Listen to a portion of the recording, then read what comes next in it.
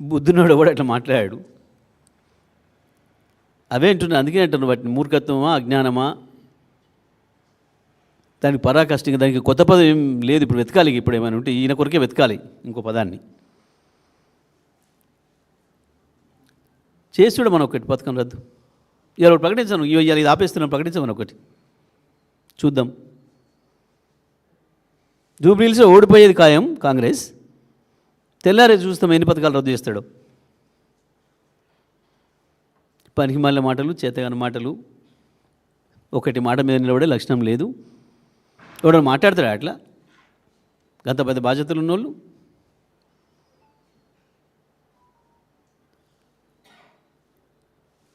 జ్ఞానం ఉండి మాట్లాడిన మాట, తెలివిని మాట్లాడిన మాట అది.